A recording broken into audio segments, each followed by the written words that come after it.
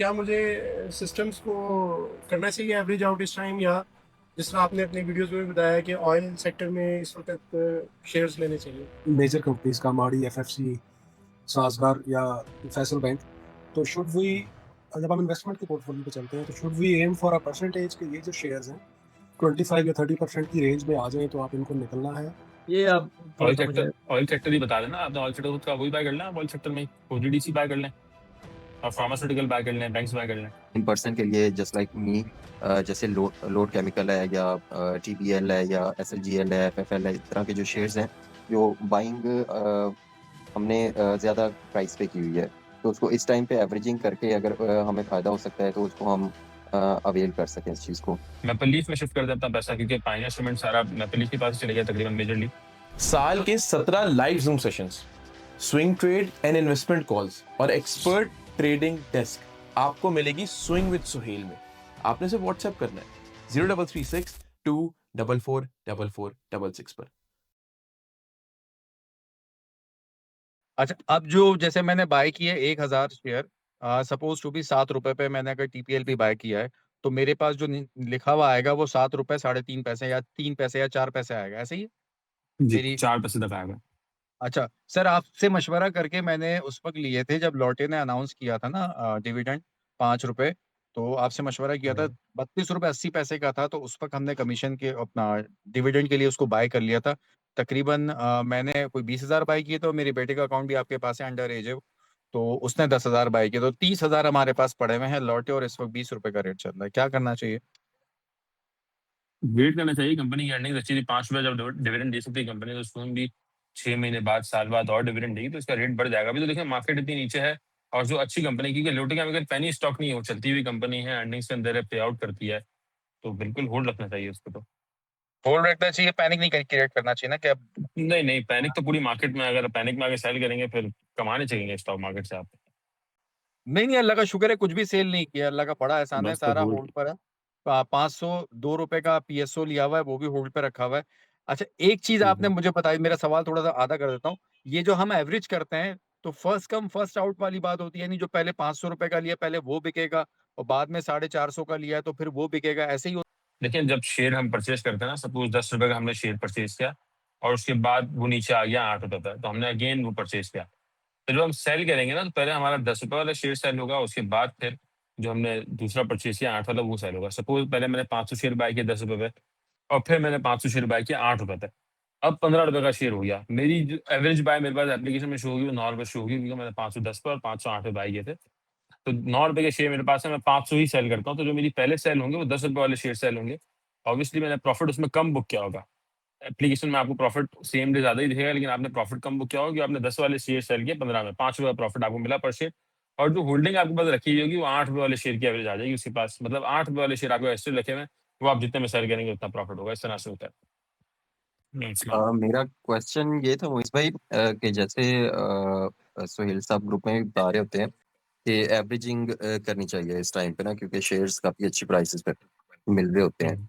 तो उसकी कोई स्ट्रेटजी या उसकी कोई कॉल्स अगर ग्रुप में हो जाती हैं या आप लोग उसको बता देते तो वो ज्यादा बेहतर हो जाता, क्योंकि लेम पर्सन के लिए जस्ट लाइक मी, जैसे लोड केमिकल है या टीबीएल है या एसएलजीएल है, एफएफएल है, इस तरह के जो शेयर्स हैं जो बाइंग हमने ज़्यादा प्राइस पे की हुई है, तो उसको इस टाइम पे एवरेजिंग करके अगर हमें फ़ायदा हो सकता है तो उसको हम अवेल कर सकें इस चीज़ को। देखिए, जब मार्केट नॉर्मल चल रही होती है ना, और उसके बाद उस वक़्त भी आपका शेयर अगर नीचे आता है, तो फिर हम उसी शेयर के अंदर आप एवरेज करते हैं। अगर ऐसी मार्केट है जिसके अंदर सारे शेयर्स नीचे आए हुए हैं, तो उस वक़्त अच्छे शेयर जमा करते हैं। सेक्टर वाइज़ आप देखेंगे, अगर हमारे व्हाट्सएप ग्रुप में आप ऐड हैं, आप ऐड ही होंगे, बल्कि आपने मीटिंग जॉइन की है। तो उसके अंदर हम सेक्टर वाइज़ सारे शेयर बता रहे हैं। आज भी सेल मैंने 2 सेक्टर कवर किए, फार्मा और बैंकिंग। तो उसके अंदर चार्ट शेयर किए और अपने फेवरेट स्टॉक्स भी बताएँ, तो बता तो सब रहे हैं।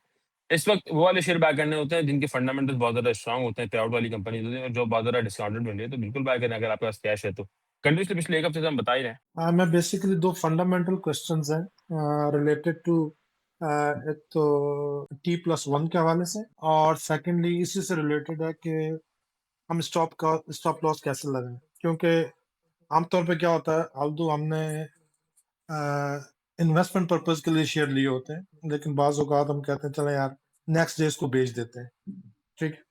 तो उस सूरत में आमतौर पे हमें जैसे मैंने आज कोई शेयर परचेज किया है, ठीक है, और उसको कल सेल करना चाहता हूँ, लेट सपोज में कुछ मतलब अपसाइड आ गई है, तो शरिया पॉइंट से क्या मैं उसको सेल कर सकता हूँ, या मुझे वेट करना पड़ेगा उस वक्त तक जब तक मुझे ईमेल कंफर्मेशन नहीं आती कि ये आपके उसमें ट्रांसफर हो गया है और अब आप उसको मतलब आप ओनर बन गए। तो इसका मतलब ये हो कि मैं अगर आज खरीदूंगा तो मैं कल नहीं बेच सकूंगा, फिर मुझे अगले दिन बेचना पड़ेगा। और सेकेंडली इसी तरह स्टॉप लॉस मैं किस वक्त लगा सकता हूँ? सिर्फ उसी उसी सूरत में लगा सकता हूँ जब वो शेयर मेरे अकाउंट में आ जाएगा। अगर मैं अभी शेयर खरीदता हूँ साथ स्टॉप लॉस लगाता हूँ तो फिर शरिया कंप्लाइंट तो नहीं होगा ना वो। बस ये कॉन्सेप्ट नेक्स्ट डे क्लियर आप करना चाह रहा था। नेक्स्ट डे आप सेल कर सकते हैं। आज अगर आपने बाय किया है तो फिर नेक्स्ट डे आप सेल कर सकते हैं, वो आपके नाम पे हो जाता है। ईमेल आपको शाम में आती है, मार्केट बंद होते वक्त आपको ईमेल आ जाती होगी तकरीबन। आप नेक्स्ट डे बिल्कुल सेल कर सकते हैं बाय करने के बाद, और स्टॉप लॉस भी आप नेक्स्ट डे ही लगा लें तो वो शरिया कंप्लाइंट के अंदर ही आएगा। अच्छा, मेरे दो क्वेश्चंस हैं। एक तो ये है कि मैंने तकरीबन 152 पे सिस्टम्स लिया हुआ है, तो इसके हवाले से ज़रा गाइड कीजिएगा। मेरे पास इस वक्त कुछ फंड्स भी अवेलेबल हैं, तो क्या मुझे सिस्टम्स को करना चाहिए एवरेज आउट इस टाइम, या जिस तरह आपने अपनी वीडियोस में भी बताया कि ऑयल सेक्टर में इस वक्त शेयर्स लेने चाहिए? आपके पास सिस्टम ऑलरेडी 152 का रखा हुआ है। लास्ट टाइम हमने देखें अगर तो सिस्टम प्लस हुआ था, सिस्टम थोड़ा ऊपर आ गया। लोएस्ट पे अगर आप ले सकते थे 120 115 के अराउंड, तो वहां पे आप परचेज कर सकते थे। अगर अभी आप परचेज करना चाहें तो थोड़ा एवरेज कर लें, थोड़ा सा सिस्टम यहाँ बाय कर लें और बाकी ऑयल सेक्टर के अंदर आ जाए तो ज्यादा बेहतर है। लॉन्ग टर्म के हवाले से आपका एक्सपीरियंस क्या है कि एक ऑप्शन ये है, मेरे पास फंड्स कुछ अवेलेबल होते हैं कि मैं स्विंग ट्रेड करूं, और दूसरा ये कि लेके रखें और लॉन्ग टर्म के लिए छोड़ दें। तो आपका एक्सपीरियंस क्या बताता है कि इन दोनों अप्रोचेस में से, स्विंग में से और लॉन्ग टर्म होल्डिंग की अप्रोच में से, कौन सी अप्रोच ज़्यादा प्रोबेबिलिटी रखती है सक्सेसफुल होने? स्विंग ट्रेड ज्यादा सही है, इसके अंदर आप मैक्सिमम मेरे ख्याल से प्रॉफिट लॉन्ग टर्म उनके लिए होता है जो हर महीने पैसा इन्वेस्ट करना चाहते हैं। जैसे अगर मार्केट अभी नीचे आई है तो उनके पास स्टिल कैश होगा, वो अभी भी बाय करेंगे। मार्केट थोड़ी सेटल हो जाएगी फिर भी बाय करेंगे, वो लॉन्ग टर्म होता है। अब अगर आपको स्विंग करनी है, स्विंग ज्यादा बेहतर है, हम गाइड भी करते हैं। आपने किसी अच्छे शेयर फंडामेंटली स्ट्रॉन्ग कंपनी के अंदर आपने बाइंग करनी है, जो हम कंडीशनल के रूप में बता देते हैं, और जब आपका टारगेट अचीव हो जाए, भले 2 महीने में हो, 3 महीने में हो, साल बाद हो, वहां पर आप सेल करें। 100% नहीं भी करना है क्योंकि टारगेट वाइज हो ना, पहला टारगेट, दूसरा, तीसरा, तो फर्स्ट टारगेट पे आप 30% सेल करें, दूसरे में 50% और थर्ड पे सारा एग्जिट करें, स्विंग ज्यादा बेहतर है वैसे। ये मैंने शेयर लिया था जब मैपल लीफ ने ना इसकी अनाउंस किया था रेट। मैपल लीफ एक्वायर कर रही थी इसको, तो उसका रेट उन्होंने अनाउंस किया था। और इसको ना मैंने ट्रेडिंग के लिए लिया था, इसको मैंने इन्वेस्टमेंट के तौर पे नहीं लिया। लेकिन ठीक है, वो उनको मैंने शेयर भी कुछ बेचे। उसके बाद टाइमली मैं इसमें से एग्जिट नहीं कर पाया, तो अभी मैं कुछ लॉस के ऊपर खड़ा हुआ हूँ। और मैं एक अपॉर्चुनिटी इसमें ढूंढ रहा हूँ कि मैं कब जो है ना उस लॉस को कुछ मिटिगेट करके तो इस शेयर में से बाय निकलूँ, क्योंकि मैंने इसको लॉन्ग टर्म के लिए बिल्कुल भी नहीं लिया। तो और ऑलमोस्ट 2 महीने हो गए हैं इसको मुझे होल्ड करते हुए, तो एज अ किस रेट ट्रेडिंग। की बाइंग है आपकी? मेरी बाइंग तो अराउंड 400 की थी, जिसमें से मैंने तकरीबन 40% 475 पे बेचे थे मैपल को, हम्म, और बाकी 60% मैंने होल्ड किया हुआ है।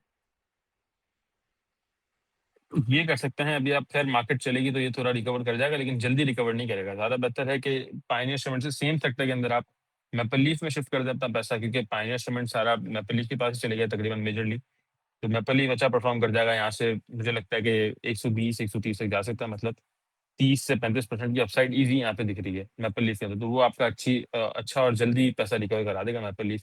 और बाकी आप लकी सीमेंट के अंदर भी शिफ्ट कर सकते हैं, वो भी नीचे मिल रहा है। पाइनियर सीमेंट की अगर देखें तो वो एक्स्ट्राऑर्डिनरी बढ़ गया था सिर्फ मैपल लीफ की वजह से। उसकी अर्निंग वगैरह इतनी खास नहीं थी कि उसका रेट 400 रुपये हो जाए। तो आपको वैसे तो टाइमली एग्जिट कर जाना चाहिए था, नहीं किया तो आप शिफ्ट कर दें अपना पैसा मैपल लीफ और लकी सीमेंट, वो ज्यादा जल्दी रिकवर करा देंगे पैसा आपका। जब आप इन्वेस्टमेंट की बात करते हैं फॉर अ न्यू यूज़र या सैलरीड इंडिविजुअल, तो इन्वेस्टमेंट में कोई टाइम स्पैन आप डिफाइन करते हैं या इसको परसेंटेजेस में डिफाइन करते हैं? फॉर एग्जांपल, अगर हम 4 से 5 शेयर्स का पोर्टफोलियो बनाते हैं, बेसिकली लाइक मेजर कंपनीज का, माड़ी, एफएफसी, सासगार या फैसल बैंक, तो शुड वी, जब हम इन्वेस्टमेंट के पोर्टफोलियो पे चलते हैं, तो should we aim for a percentage के ये जो शेयर्स हैं 25 या 30% की रेंज में आ जाएं तो आप इनको निकलना है, या you can keep it for like 5 years 10 years? तो what is the maturity time जब आप इन्वेस्टमेंट की बात करते हैं? देखें, अगर आप सैलरीड इंडिविजुअल की बात करें तो आप अपना पहले तो माइंडसेट बताते हैं ना कि आपको कितने टाइम के लिए स्पेंड करना है। अगर आप चाह रहे हैं कि हर महीना आप पैसे डालते रहें और आपका 10 साल का माइंडसेट, तो फिर आप इसी तरह से करें, 10 साल बाद एग्जिट करें।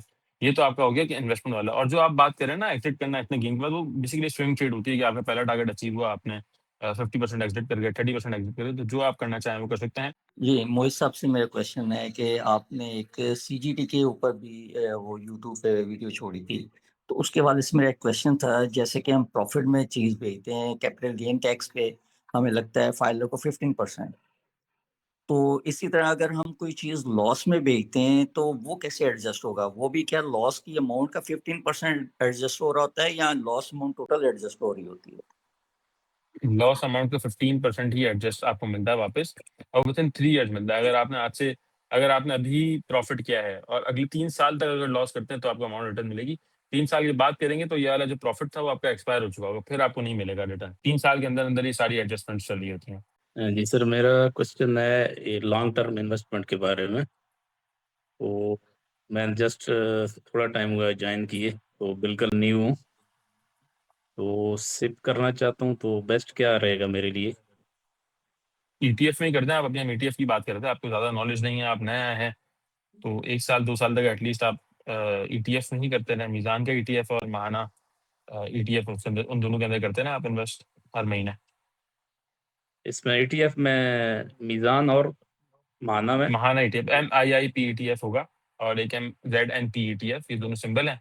आप बल्कि व्हाट्सएप पे भी किसी टीम से पूछेंगे, वो भी आपको सिंबल बता देंगे। तो उन दोनों के अंदर आप इन्वेस्ट करते हैं, हर महीने 500 शेयर दोनों के ले लें, या जितनी आपके पास इन्वेस्टमेंट हो उस हिसाब से आप परचेज कर लें। जी अच्छा सर, आपसे एक और ये थी, तो इस मार्केट के अंदर मतलब कि अल्हम्दुलिल्लाह मेरा पोर्टफोलियो जो है तकरीबन कोई 50-60 के करीब जो है लेस हुआ है, तो ये कोई इतना मसला नहीं है। लेकिन मैं ये चाह रहा था कि अब जो है उसमें कुछ मजीद शेयर जो है वो बाय किए जाए, तो किस मतलब शोबे में कहूँ बाय, ये आप थोड़ा ऑयल सा सेक्टर, मुझे। ऑयल सेक्टर ही बता देना आपने। ऑयल सेक्टर खुद का वही बाय कर लें आप, ऑयल सेक्टर में ही OGDC बाय कर लें, और फार्मास्यूटिकल बाय कर लें, बैंक्स बाय कर लें। फार्मास्यूटिकल में सर पहले ऑलरेडी ग्लेक्सो तो मेरे पास है, लेकिन ग्लेक्सो कोई अच्छी परफॉर्मेंस दे नहीं रहा, जहाँ तक मुझे जो है कि इस हवाले से अगर कुछ पूरी मार ऐसी। पूरी मार्केट ही नीचे आई है, तो परफॉर्मेंस तब देंगे जब मार्केट चलेगी ना। जी जी। तो गैलेक्सो ही ले लें या सिटी फार्मा ले लें। फार्मा के अंदर बैंकिंग में आप फैसल बैंक ले लें, और ऑयल में OGDC ले लें। ये 3 शेयर आप ले लें। वो सब ब्रोकरेज अकाउंट के हवाले से थोड़ी सी इन्फॉर्मेशन चाहिए थी। उसमें जो आपका कमीशन डिवीजन होती है वो क्या होती है, और जो अकाउंट होता है जो ब्रोकरेज वाला है, क्या उससे हम बाकी जो उसके सब अकाउंट होते हैं उनको मैनेज कर सकते हैं या नहीं कर सकते? एक मेरा ये क्वेश्चन था। और दूसरा, जो सहूलत अकाउंट की आज मुफीद भाई ने अपडेट दी थी 3 मिलियन वाली, तो उसमें उन्होंने 2 चीज़ें गाइड की थी कि एक तो उसकी लिमिट 3 मिलियन कर दी, और दूसरा ये कि डिफरेंट सिक्योरिटीज़ के पास आप अपना अकाउंट सहूलत ओपन करवा सकते हैं। तो उसमें हर एक के पास 3 मिलियन सेपरेटली है या कलेक्टिवली 3 मिलियन की लिमिट है? ये 2 अभी क्वेश्चन। तो देखें, आज ही न्यूज़ आई है ना, इसी वीकेंड के अंदर आई, तो ये सारी अपडेट प्रॉपर्ली हमें मंडे तक पता चल जाएंगे। वैसे तो हर ब्रोकरेज हाउस में आप 3 मिलियन कर सकते हैं, क्योंकि जिस तरह आप बैंक अकाउंट होता है, तो आप हर बैंक में आसान अकाउंट अपना खुलवा सकते हैं, और सब में 10 लाख की ट्रांजेक्शन होती है। तो इसी तरह से स्टॉक का भी मेरे ख्याल से होगा कि हर अकाउंट में 3 मिलियन कर सकते हैं आप। लेकिन इसकी सही से कंफर्मेशन हमारे पास मंडे ट्यूजडे तक आ जाएगी, तो हम व्हाट्सएप ग्रुप में बता देंगे। और जो दूसरा आपने सबरीला वाला कहा, तो वो आप मुझसे पर्सनल में आई थिंक बात कर भी रहे हैं, वहीं पे ही कर लें, वो ज्यादा जी जी। बेहतर है। वहीं बता दूंगा मैं आपको सारी चीजें। अच्छा। पोर्टफोलियो डिजाइनिंग के बारे में आप बताते हैं कि भी ये आपकी जो मैंने वो एडवर्टाइजमेंट जो लगी हुई देखी है, उसमें लिखा हुआ था कि portfolio designing for 3 month 6 months and 12 months. तो 3, 6 एंड 12 मंथ्स ये मुझे थोड़ा सा एक्सप्लेन कर दें कि मतलब मैं अपना पोर्टफोलियो 3 मंथ्स करते हैं तो आप क्या करते हैं, कि मतलब उसके लिहाज से कुछ टारगेट वगैरह देते हैं, 6 महीने के टारगेट या 9 महीने के टारगेट, या मुझे आप कहते हैं कि 3 महीने के लिए मैंने ये रख लिया है, अब मैंने आपसे फॉर एग्जाम्पल 6 महीने की पोर्टफोलियो डिजाइनिंग करवाई है। था पोर्टफोलियो डिजाइन से रिलेटेड, तो आप कॉन्टैक्ट नंबर पर रब्ता करें, वो ज्यादा बेहतर है। वहीं आपको मिल जाएगा पूरा पोर्टफोलियो, पूरा जो है आपको समझा भी देंगे, और उसके बाद आप जितने भी मसले होंगे वो भी सारे क्लियर हो जाएंगे। जी मोहित भाई, आपसे मेरा क्वेश्चन ये है कि मैंने जिस तरह अभी इन्वेस्टमेंट रिसेंटली तकरीबन 2 महीने हुए हैं, मैं बेसिकली ओवरसीज पाकिस्तानी हूँ।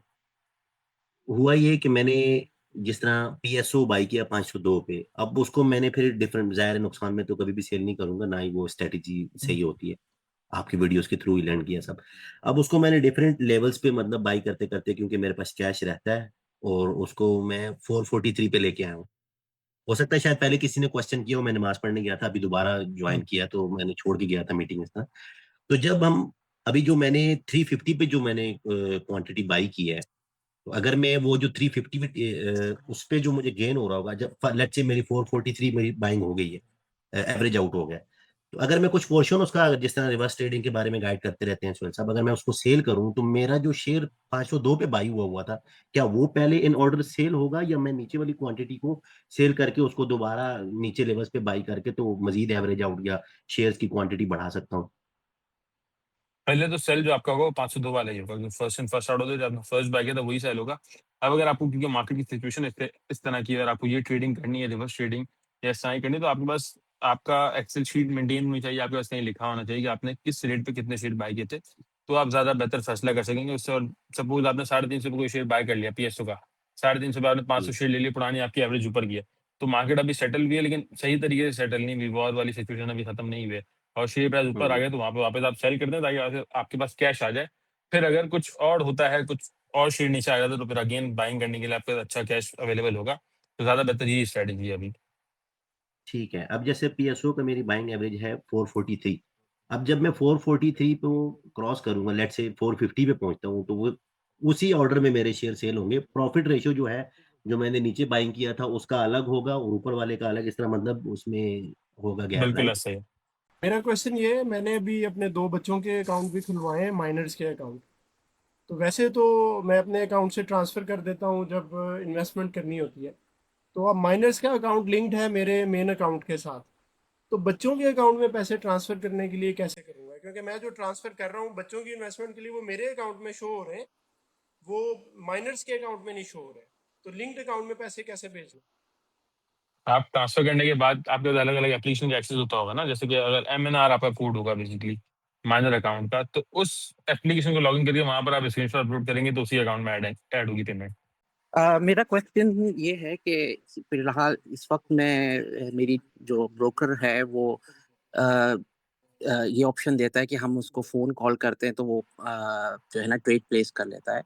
आपके साथ अकाउंट खोलने के बाद क्या यही फैसिलिटी होगी या हमें ट्रेड स्क्रीन पे ही जाके जो है वो ऑन करना पड़ेगा? नहीं, हमारे पास सपोर्ट टीम में 3 बंदे अवेलेबल हैं, वो आपके ऑर्डर प्लेस कर देते हैं। अगर आप मैसेज कर देंगे व्हाट्सएप पर कि ये शेयर बाय कर लो इस रेट पे, तो बिल्कुल बाय हो जाएंगे। लेकिन ज़्यादा बेहतर और सबके लिए फिजिबल यही रहता है कि वो खुद ऑर्डर प्लेस कर लें, क्योंकि 1 मिनट लगती है ऑर्डर प्लेस करने में। लेकिन नहीं भी आप कर सकते तो टीम अवेलेबल है हमारे पास। और क्या, क्योंकि मैंने कभी यूज़ नहीं किया है ये ट्रेडिंग स्क्रीन को ऑर्डर प्लेस करने के लिए, अगर लेट्स से अगर मैं खुद करना चाहूँ तो उसकी कोई ट्रेनिंग या कोई डेमो वगैरह आपकी टीम प्रोवाइड करेगी? वीडियोज़ बनाई हुई हैं हमने, किस तरह से ऑर्डर प्लेस करना है, तो वो आप बिल्कुल सीख सकते हैं। इससे इतना कोई मुश्किल नहीं है, बहुत ईज़ी है। सर मेरा क्वेश्चन ये है कि ये जो जब मैंने अकाउंट खुलवाया था 1 साल पहले, तो उसमें जो है पिन जो है मैंने चेंज करवाना है, तो उस हवाले से ये हो जाएगा सर? सपोर्ट टीम से कॉन्टैक्ट कर लें, वो करवा देंगे। आप खुद भी वैसे चेंज कर सकते हैं, लेकिन सपोर्ट टीम से कॉन्टैक्ट कर लें, आप वो कर देंगे। अस्सलाम वालेकुम मोहित साहब, आपका कैपको के ऊपर कोई एनालिसिस किया हुआ है आपने फंडामेंटली? नहीं, नॉन फॉर यार उसको हम अंदर नहीं करते। वो वैसे भी सर मेन बिज़नेस था वो तो कम खत्म हो गया, अब वो इन्वेस्टमेंट पे ही चल रही है कंपनी। सूद खा रही है तो उसको बंद नहीं कर रही। और अटक सीमेंट में इन्वेस्ट किया अभी।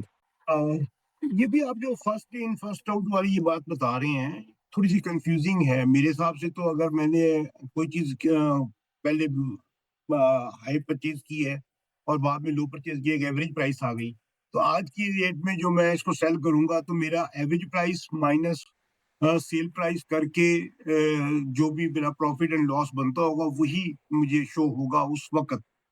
तो actually for practical purpose average price ही चल रही होती है, ना कि मतलब मैं अगर आज मैंने 3 दफ़ा एवरेज आउट किया है 480 पे, 400 पे और 350 पे, आज जब मैं सेल करूँगा, फ़र्ज़ करें 380 पे सेल कर रहा हूँ, तो मेरी एवरेज प्राइस माइनस 380 करके मेरा प्रॉफिट एंड लॉस मुझे मिलेगा, ना कि वो 4 जो मैंने फर्स्ट 480 वाली की थी, 480 माइनस आज की प्राइस माइनस करके फिर मुझे प्रॉफिट एंड लॉस होगा।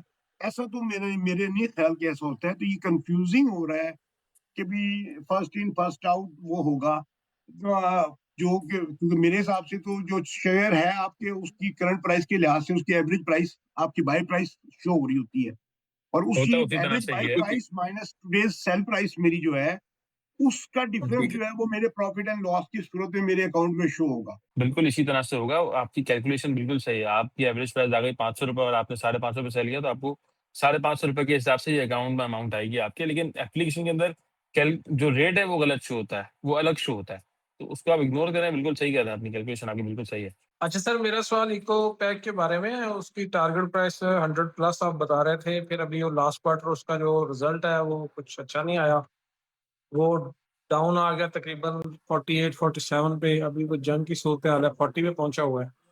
तो इसके बारे में क्या है अभी? नेक्स्ट इसका क्वार्टर अच्छा रिजल्ट आने की उम्मीद है या खत्म है ये मामला? नहीं नहीं, सारे शेयर अच्छे हो जाएंगे, क्योंकि पहले इसका अगर पुराना देखते हैं हम हिस्ट्री, तो वो अच्छी जा रही है ना, सारी चीजें अच्छी हैं, अर्निंग्स वाली है, कुछ ना कुछ पे आउट भी करती है। पिछले आई थिंक 2 क्वार्टर पहले से 2 रुपए का डिविडेंड भी ज्यादा, तो कंपनी अच्छी है, टारगेट भी इंटैक्ट है, लेकिन टाइम लगेगा, अब हर चीज में आ जाएंगे रेट्स। अच्छा, मुझे पता करना था, जो ये सहूलत अकाउंट है, जैसे उसकी लिमिट 10 लाख थी, अब 30 लाख हो गई है। ये जो 10 लाख लिमिट होती है, परचेज़ के टाइम पे होती है? अगर बाद में मार्केट वैल्यू उस अकाउंट की बढ़ जाए, तो उस सूरत में क्या होता है? उसके लिए फिर अलग से कानून बनता है? मतलब उस पे वही लागू होता रहता है? उसको सहूलत अकाउंट में गिना जाता है या उसको बाद में चेंज करवाना पड़ता है? दूसरी चीज़ मुझे पता करनी थी कि फाइलर और नॉन फाइलर, माइनर के केस में अगर माइनर का अकाउंट खोला जाए, तो वो क्या फाइलर काउंट होगा? वो कैसे, या वो हमेशा नॉन फाइलर रहेगा? या माइनर के लिए गवर्नमेंट ने कुछ रखी हुई है अलग से सहूलत? अगर माइनर का अकाउंट खुल रहा है और माइनर का जो गार्डियन है वो फाइलर है, तो फाइलर कंप्लीट किया जाएगा। अगर नॉन फाइलर है तो फिर वो नॉन फाइलर की ही इसमें आएगा। और जो आपका पहला सवाल था सहूलत अकाउंट वाला, तो अगर आपकी पहले समझ लें कि 10 लाख रुपए की आपने इन्वेस्टमेंट, 9 लाख की आपने इन्वेस्टमेंट की थी, 10 लाख रुपए अलाउड है, 30 लाख को भी छोड़ देता, 9 लाख रुपए अलाउड है, वो आपकी वैल्यू होगी 11 लाख रुपए। तो आप और फंड तो डिपॉजिट नहीं कर सकते उसके अंदर, क्योंकि ऑलरेडी 1 मिलियन से अबव चले गया, ये रेंज से ऊपर चले गया आपका अकाउंट। जब आप शेयर सेल कर देंगे लाख से ऊपर के, यानी कि 10 लाख से नीचे आपकी शेयर्स की वैल्यू आ जाएगी, तो फिर आप नहीं बाइंग कर सकेंगे। उससे पहले आपकी बाइंग नहीं कर सकते, और ना ही आपको जरूरत है आपको जो है वो सहूलत अकाउंट से नॉर्मल अकाउंट में कन्वर्ट करवाने की, बल्कि आपकी वर्थ जितनी भी बढ़ जाए। लेकिन आप कोई और बाय नहीं कर सकेंगे। अगर आपके पास कैश अवेलेबल भी होगा तो भी आप बाय नहीं कर सकेंगे, क्योंकि आपके पास जो शेयर्स हैं वो 1 मिलियन से अबव के चले गए। थैंक यू सो मच आप सबके ज्वाइन करने का। इंशाल्लाह नेक्स्ट सेशन में आप सबसे मुलाकात होगी। आप सबका ज्वाइन करने का बहुत शुक्रिया। Thank you ji.